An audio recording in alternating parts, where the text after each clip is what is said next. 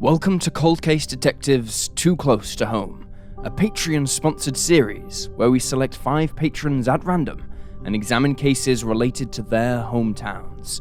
If you'd like to see your hometown featured, you can support the channel on Patreon by following the link below. And now let's dive in with 5 cases from your hometowns, the mysteries that strike too close to home. But first, I'd like to thank Magellan TV for partnering with us, allowing us to create this video. If you're a faithful true crime fanatic, chances are you've heard discussions around the web about Magellan TV, the #1 source for the best and most original true crime content available anywhere on Earth. You know about their well-crafted documentaries and brilliant television shows, and how they expand beyond true crime to deliver unbelievable outlooks into other topics like science or culture or the paranormal. In other words, there is always something to binge, no matter what you're interested in.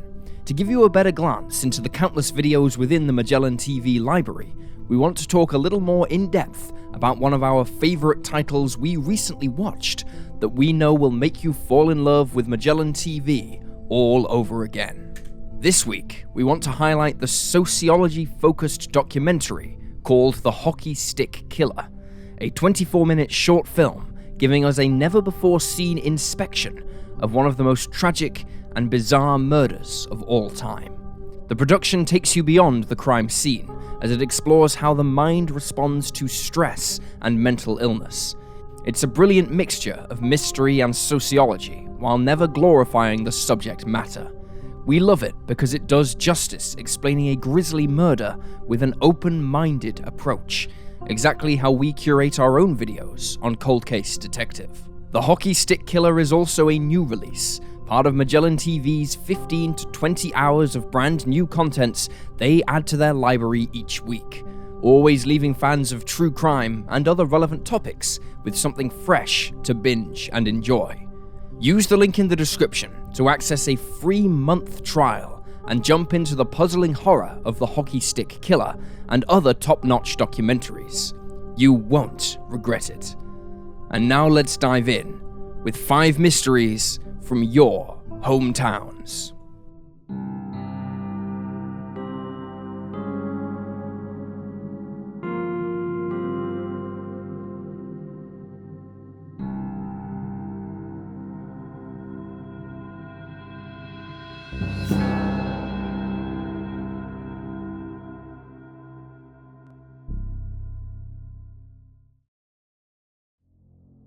David Longfellow.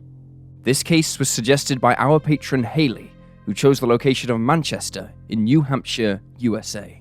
On November 24th, 1974, 17-year-old David Michael Longfellow and his 18-year-old girlfriend watched as a red convertible drove past them on Hermit Road, a dead end overlooking Massabesic Lake in Manchester, New Hampshire, which was mostly used as a lover's lane due to it being heavily wooded and private.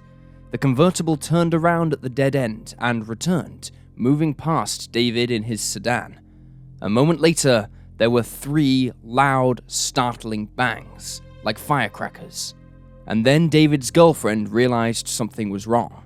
When she looked over at him, she saw he was bleeding.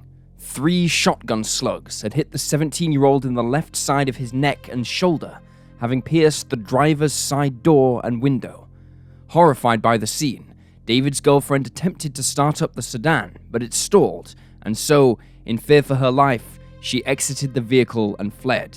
In her haste, she didn't check for the red convertible, which had already sped from the area. The 18-year-old ran to a house 150 feet away, screaming for help, and covered in her boyfriend's blood. Manchester police arrived on the scene at 3 a.m. They reacted promptly to the news that someone had been shot after being contacted by the residents of the home David's girlfriend had approached. While she was unharmed, she was taken to a hospital and treated for shock. At the time, and in the years since, her name has never been made public. She had been going steady with David for an undisclosed amount of time, and that night, she had been babysitting for his parents. David had been driving her home when the pair decided to pull over on Hermit Road and spend time with one another before she was dropped off. At the hospital, she described the vehicle to the police, noting that it was possible the red convertible was a later model Ford, possibly a Galaxy or Fairlane. But she knew of no enemies that David had, nor any motives someone might have to kill him. Unfortunately, this would be a running theme throughout the investigation into David's untimely death. David was born on September 28, 1957, to George and Betty Longfellow.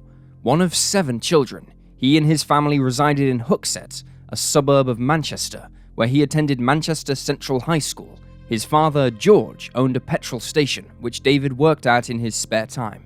He was popular and well-liked, described as fun-loving and carefree, but he was also seen as a hard worker and an honest young man. During the investigation, authorities struggled to find anyone who had a bad word to say about the 17-year-old. His father described him as a real clown. Everyone just liked him. David's only brush with the law was a recent speeding ticket, and he was not a troublemaker by any stretch of the imagination. George would later state that his son's only 2 interests were his car and girls. Local and state police began the investigation into David's murder.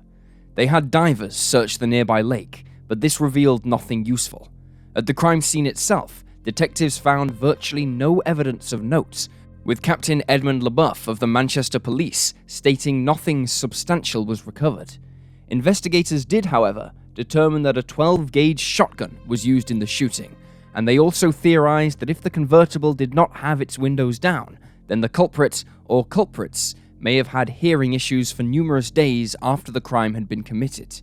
They made this information public and urged anyone who had friends, family, acquaintances, or colleagues with a temporary hearing problem to notify them.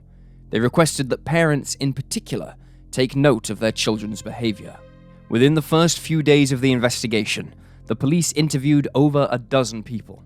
It wasn't long before they began to feel that David's death may have been a random, opportunistic killing, as it soon proved difficult to find any enemies the teenager had or any motives for the crime.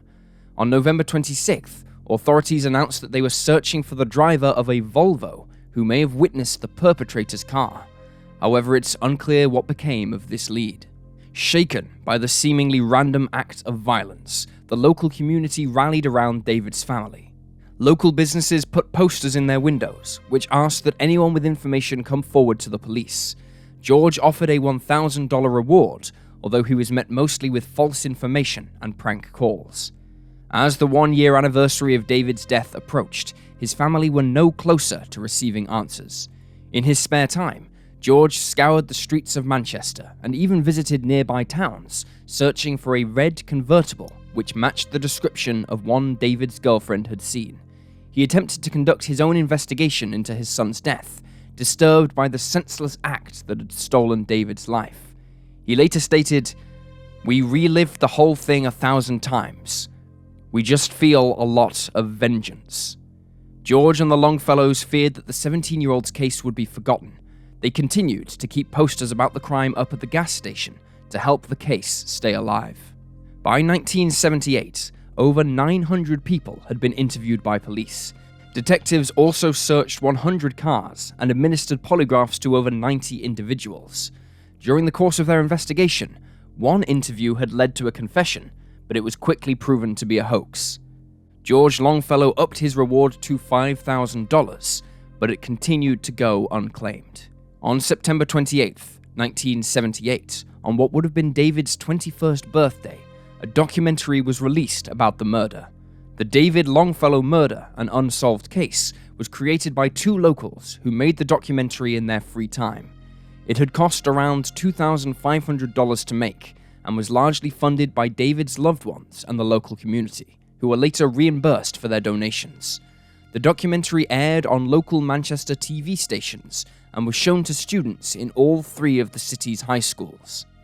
The creators hoped it would help to jog people's memories and bring forward witnesses. Despite being shown as far as Massachusetts, no leads came from the broadcast. Meanwhile, George, while carrying out his own investigation, identified an individual that he felt was a good suspect in David's case. However, the police did not feel that this person was a viable suspect, and even if they did, there was not enough evidence to connect them with the case. George never released this individual's name. David's case is still unsolved. Manchester police hope that answers will come when the passage of time prompts someone to feel safe enough to come forward. Manchester's Crime Line is offering a $2,000 reward for information which leads to an arrest or indictment in the case. If you have any information about David's death, you can contact the New Hampshire Department of Justice Cold Case Unit at 603-271-2663. Quoc hung Eugine. This case is brought to us by our patron Vegard, who chose the location of Oslo, Norway. At around 6:30 a.m. on February 3rd, 2004, 23-year-old Vietnamese-born Quoc Eugine was walking on Sanakavian Road in Oslo with a close friend of his, 22-year-old Pakistani-born Ahmed Dad. The pair had become close during their time in prison together.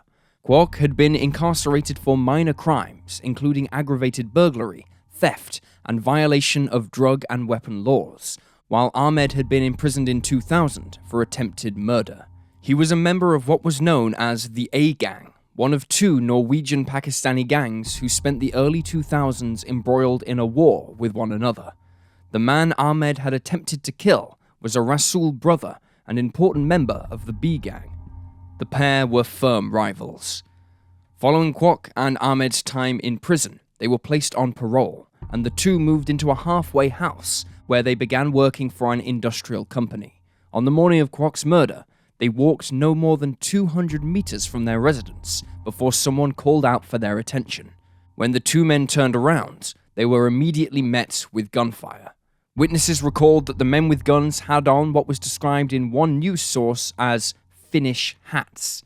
Ahmed was hit twice, once in the lungs, once in the thigh. Still, he managed to flag down a passing driver who called emergency services and rushed the 22-year-old to hospital. It's unclear why Quoc was not assisted as well. He was found only when paramedics arrived on the scene. He was heavily bleeding in a pile of snow and died while being rushed to the hospital. Meanwhile, Ahmed, after several intensive surgeries, survived his wounds. When the police began their investigation, they immediately suspected that the crime was to do with the local war between Gang A and Gang B. They believed Ahmed was the true target, and that Quoc was simply collateral damage, as he did not appear to have enemies or rivals in the same way his friend did. They also theorized that both men had their daily routines studied for several days or even weeks before the shooting was carried out, and that the perpetrators knew that they would be leaving their residence alone in the early hours of the morning. Later, on the night of the shooting, a burned-out Chevrolet Blazer was discovered in an abandoned factory nearby. Witnesses identified it as the vehicle that was seen fleeing the scene after the shooting. This further solidified the police's theory that it was a planned hit that had been carried out on Ahmed and Quoc. Inside the car, investigators discovered 2 destroyed mobile phones, although their SIM cards were intact. The information on them showed that the phones had been used only around the time of the attack and in the same location of the attack. Further investigation showed that 2 Pakistani men had purchased the SIM cards at a convenience store called Narain. This particular store was located in a suburb called Furuset. At the time of the crime, the operator did not require the customer's personal details for the purchase of a prepaid SIM card. A third SIM, using a different operator, was purchased at the same time, and police traced it to another B-Gang member. 4 months after Quoc's demise, the police arrested 4 of the Rasul brothers, one of whom Ahmed had attempted to kill back in 2000. One of the brothers was caught in Brazil after fleeing Norway. A 5th man was also arrested. Law enforcement charged all 5 men with Quoc's murder, but they struggled to build a case. Few people would talk to the police, and those who did had little useful to say. Eventually, the men were released due to a lack of evidence, although the charges against them stayed for another 8 years until they were finally cleared. Afterwards, they were compensated for being wrongly imprisoned. The case has gone cold in the years since. 2 weeks after Quoc's death, several young men who were members of the B-Gang were shot at. Sometime afterwards, another A-Gang member was almost killed in the middle of the night in his halfway house. He too was on parole and had been part of the murder attempt Ahmed led in 2000. For police, this furthers the notion that the shooting had been the result of gang warfare. Ahmed, for his part, went on to found his own gang in the years following his friend's death. In 2012, he was given 20 years in prison for ordering a hit on a rival. Anyone with information about Quoc's murder can contact the Norwegian police using the tip line link in the description below.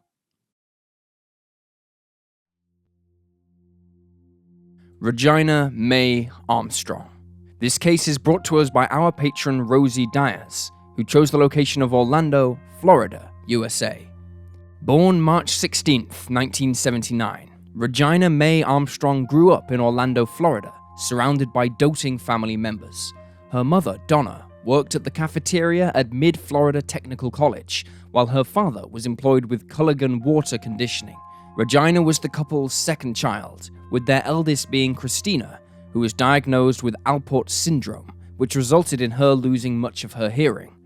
Regina, a bubbly and charming young girl, was described as a big foodie who loved the outdoors.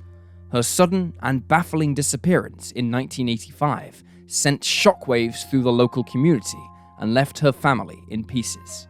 6-year-old Regina, 19-year-old Christina, and another young boy were happily playing in the courtyard of Cimarron Terrace Apartments on Cimarron Boulevard in the southeast of Orlando on the afternoon of June 18, 1985. The trio's babysitter was inside her apartment, leaving the children unguarded. At around noon, they were approached by a strange man. He talked to them for a short while, although it's unknown what they discussed, and the man left again. However, he returned once more around 30 minutes later. He gave Christina and the young boy, who was described in news articles as the babysitter's son or her younger brother, $2 each, and asked them to watch a door at the nearby Beau Barton Apartments, claiming he and his wife lived there. The children did as the man asked, and he told them he was taking Regina with him to pick up his grandchildren. He assured Christina that he would return in half an hour, but the 9-year-old never saw her younger sibling again. When half an hour went by and there was no further sign of the man or Regina, Christina went to the babysitter and told them what happened. However, the babysitter thought the 9-year-old was playing a prank and subsequently closed the door on her again and then locked the apartment. It wasn't until the babysitter's boyfriend turned up that Christina was finally able to get help. As an adult, she recalled, "I was so scared.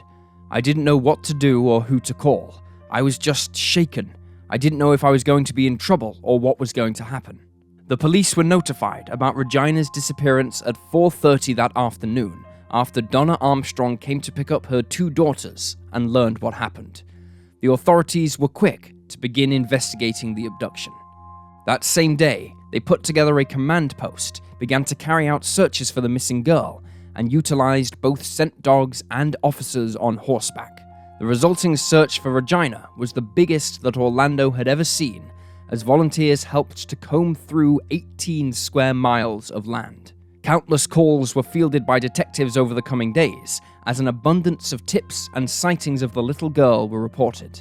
On June 26th, over 100 Navy cadets joined the hunt, and in the first few weeks of the vanishing, over 200 men resembling the composite sketch made by the police were interviewed and ruled out of the investigation. A $5,000 reward for information was offered by the Armstrongs, while Crime Line offered a further $1,000. However, both incentives went unclaimed. Over the following months, dozens of sightings were reported to investigators.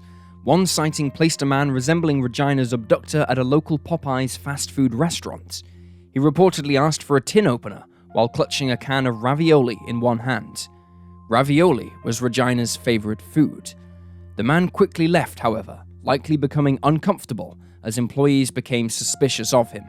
He entered a brown vehicle and sped away from the restaurant. Several other sightings of a girl resembling Regina were noted to have been in other fast food restaurants. Witnesses reported seeing a 6-year-old girl and an older man, believed to be Regina and the perpetrator, at a Burger King restaurant in Harbor City. They were then seen less than half a mile away at a donut shop. The girl ordered a donut with sprinkles, Regina's favorite, and was described as being afraid of the man she was with. She seemed to be prohibited from speaking.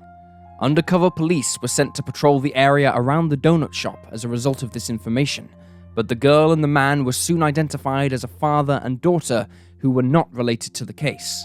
Although investigators noted the father bore a striking resemblance to the composite sketch. Likewise, the young girl also resembled Regina, but was taller and had shorter hair. By early July, many of the 18 investigators initially assigned to the case had been moved on to assist with other incidents. In September of 1987, in the city of Oviedo, Florida, construction workers on a new housing development discovered a skull and the little girl's sundress. However, Oviedo police failed to identify these items and they were placed in evidence. Orlando investigators were not notified of this discovery. It would take a year before someone connected the dots. Oviedo Police Chief R. Wade Hancock was fired from the department after showing himself to be extremely inept. Prior to his removal, he had botched 2 murder investigations, turned up late to a drug raid, and falsified timesheets. The new police chief, Dennis Peterson, discovered the skull and sundress in evidence and linked it with the disappearance of Regina.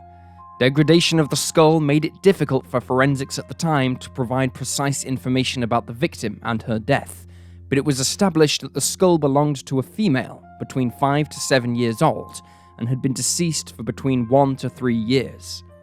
The Armstrongs were contacted about the discovery, and Bob and Donna separately identified the sundress as belonging to their daughter.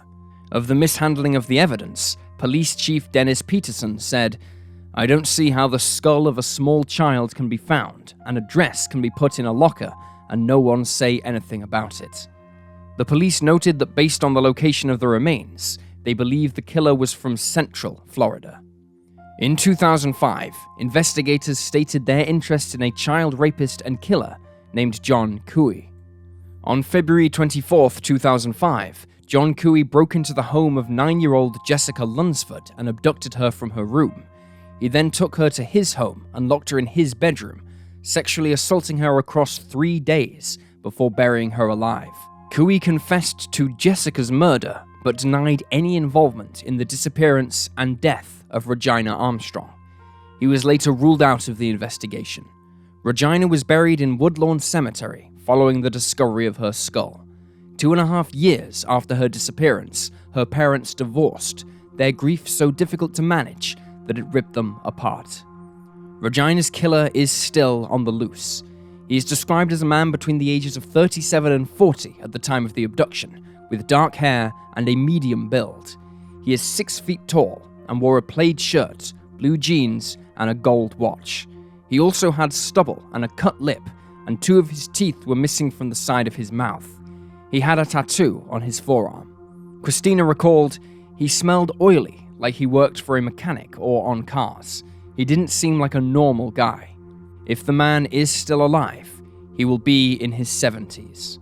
Regina, meanwhile, was 3'6" and weighed 45 pounds when she vanished. She had blonde brown hair, which reached the middle of her black and brown eyes. She was not wearing shoes when she was abducted and had a blue and green flower print sundress. If you have any information about her kidnapping and subsequent death, you can call Crime Line Florida at 800-423-8477. Our penultimate case this month is brought to us by our patron Katt, who chose the location of Eugene, Oregon, USA. On September 11th, 1987, 3 fishermen looking for salmon in Cowlitz County, Washington, stumbled across the limbless torso of a woman when it became caught in their net in Lewis River. A few days later, legs which matched the torso were recovered from the Willamette River near Portland, Oregon. 1 week after that, in the Cowlitz River in Washington, the remains of a baby girl were found.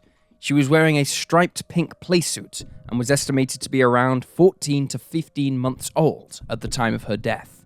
Her cause of death was determined to be severe trauma caused by beating.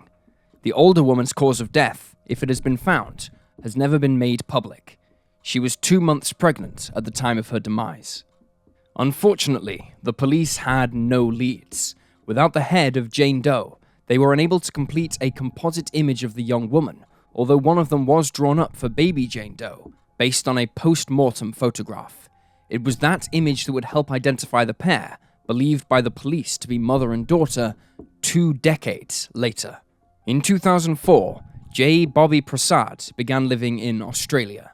After being taught how to use the internet, he began to search for his younger sister, Raj, who disappeared from the face of the earth back in the 1980s. In his hunt for answers, he came across the composite image of baby Jane Doe and noticed the child's striking resemblance to his niece. With a sinking feeling, he looked into the baby's case further and discovered that her mother had also been murdered and dismembered. He believed that this was Raj and his niece, Kamnee. Following this discovery, Jay traveled to Oregon in search of his brother-in-law, but found no trace of him. He returned to Australia with nothing more than a pit in his stomach after reportedly being advised to seek out a private investigator. He did not notify the US police about his sister's disappearance. In April of 2006, Robert Narain began to look for his brother, Ashok Narain. Robert was living in Woodland, California, having arrived in America sometime in the mid to late 1980s. He had read about the same case that Jay had, and believed the unidentified mother and daughter to be his brother's wife and child. Ashok had not been seen or heard from since 1988, and his vehicle, a white 1980 Toyota Tercel with an Oregon license plate KUV762, was nowhere to be found. After speaking with police, relatives of Raj, including her brother Jay, had DNA samples taken from them, and in 2007, the bodies were identified as those of Raj, 24, and Kamnee, 14 months. Raj Prasad was born on May 15, 1963, in Fiji. She was the youngest of 11 children and was given only a very basic education. Through her brothers, she met Ashok Narain. Raj's siblings felt Ashok would make a good husband, and in 1983, the couple tied the knot. Shortly after they were married, Raj and Ashok left for America. They settled in Eugine, Oregon, where they seemed to get along fine. Raj wrote frequently to her family back in Fiji and never expressed concerns about her husband. Her family felt Ashok was a regular man, and their marriage appeared to be a content one. Their first daughter, Kamnee, was born on June 29, 1986. Initially, Raj's lack of letters in 1987 did not alarm her family back home. After all, she had one young baby to care for and a home to run. Other Fiji residents living in Eugene reassured the family that Raj and Ashok had been on the street and attending Hindu prayer ceremonies. They had reportedly fallen on hard times. After a while, the family became concerned, but did not know how to go about alerting the authorities in the United States. Following the identification of the two bodies, Kamnee and Raj were returned to Fiji so that a proper, traditional Hindu ceremony could be carried out by friends and family. Their ashes were scattered across the ocean. Since their deaths, Jay, who was very close to his sister, started a memorial fund in the pair's names, which aims to fund the education of women and girls in Fiji. Raj's husband and Kamnee's father, Ashok, is considered a person of interest by investigators in the US, although he has not yet been named as a suspect. He has been missing since 1988, and his vehicle has never been recovered. Investigators believe that Ashok continued to work and live in the US for a year after the murders of his wife and child. A few months after the murder, Ashok's movements were traced by police as he appeared to move through the city of Eugene. One article by the Daily News claims that at some point in 1988, he returned to Fiji. There is no record of Ashok after this. Authorities have stated that they found several Ashok Narains living in the US after the murders of Raj and Kamnee, but that these men are not the same one they are looking for. Ashok's whereabouts are still unknown. He is described as a Pacific Islander male with black hair and brown eyes. He is between 5'2" and 5'7", and weighed between 135 and 185 pounds when he was last seen. He was 31 at the time of his disappearance. His vehicle is a white Toyota Tercel with Oregon license plate number KUV762. If you have any information about Ashok's whereabouts, or about the murders of his wife and child, Raj and Kamnee, you can contact the Eugene Police Department at 541-682-5174. Alternatively, you can contact the Kelso, Washington Police Department at 360-423-1270, or the Cowlitz County Sheriff's Office at 360-577-3092. Constance Hinds. Our final case this month comes from an anonymous patron who chose the location of Soho in London. Constance May Hinds was born in 1912 in the East Ham Infirmary, London. Her mother, Kathleen, was a career criminal, alcoholic, and sex worker. Her father's identity is unknown, but he was reportedly an engineer. Constance's upbringing was tough, and she was described as a difficult child. She was partially raised by her grandmother, but eventually left home as a teenager, where she began living with a variety of men, many of whom lived off the money she brought in as she began to survive as a sex worker. In 1931, aged 19, she gave birth to a child who was adopted and raised by another family. In June of 1933, she married a man named Robert Smith, a waiter, but the two separated about a year later. During her life, Constance moved residence frequently and often struggled financially. In early 1936, she met Stanley King, who wanted her to give up sex work, but she refused. By the time of her death that year, Constance, who used the alias Dutch Lee while working, had racked up 8 convictions for soliciting. On the night of May 8, 1936, Constance was seen with several clients. At around 11:30 p.m., she was spotted on Old Compton Street, talking to 2 female friends.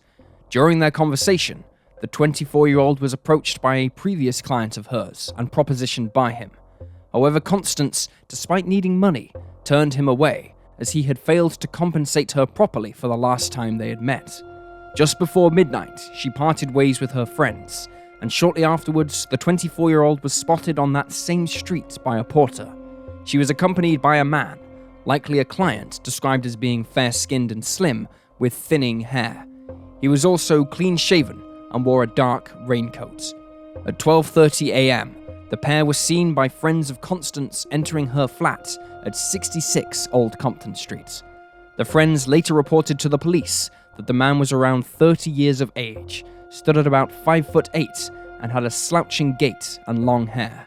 This was the last time that Constance was seen alive. The following morning, at around 8:35 a.m., Constance's boyfriend, Stanley King, knocked on her front door. However, he received no response. He had been coming by her flat every few hours since 4 a.m., but each time left without a reply. This time, however, he heard the 24-year-old dog whine from the other side of the door. Shortly afterwards, Stanley recruited a friend of his to help him break down the front door. Inside her room, they found a gruesome scene. Constance, dead on her bed. Her dress had been pushed up to her waist, her stockings had been rolled down, and she had been strangled to death with a copper wire. Furthermore, she had been beaten. Her head had been bashed with a rusty flat iron, splitting the skull open. Although the police were alerted and promptly arrived on the scene, very little evidence and information is available on Constance's murder, likely because forensics was extremely limited at this time. It was determined that the 24-year-old had not engaged in sexual activity around the time of her death, and that she had likely been killed around 12:55 a.m., but no later than 3 a.m. 3 sets of fingerprints were found at the scene: Stanley's, Constance's, and an unknown set that has never been identified, although it was compared to those that the police had on file. Over 100 men with records of assaulting sex workers were investigated, and Stanley, along with Constance's ex-husband, was ruled out as being a suspect. Investigators theorized that the motive was robbery, since the 24-year-old had only 2 pence left in her purse. The only key to the home was found in Constance's bag, making it unclear how the killer had managed to leave, as the room was on the 2nd story. In the weeks following Constance's murder, local newspapers began to speculate that there was a serial killer on the loose. He was dubbed the Soho Strangler, and was believed to be involved in the slayings of 3 other women, 2 of whom were also sex workers. The first alleged victim was Paulette French Marie Estelle, who was strangled with an electrical cord before her room was set on fire on August 16, 1935. Josephine French Fifi Martin was killed next. She was strangled using a silk stocking on November 4, 1935. The third victim was Jeanette Cotton, who was not a sex worker. She was strangled with her own silk scarf on April 16, 1936, and her tongue was then cut out. All three of these cases remain unsolved, and it's unknown if there truly was a serial offender on the loose at the time. Given that the cases have nothing more in common than strangulation, it seems unlikely. There were few suspects in Constance's case, the main two being a pair of pimps. However, they seem unlikely culprits, since one died before the death of Jeanette Cotton in April of 1936, and another was imprisoned around this same time, meaning that neither man could have killed Constance. Her case remains unsolved. And there you have the facts. Please leave a comment down below with your own thoughts and speculations, and remember to like this video and subscribe to support the channel. Thank you for watching. Stay alert, stay safe, and I'll see you next time.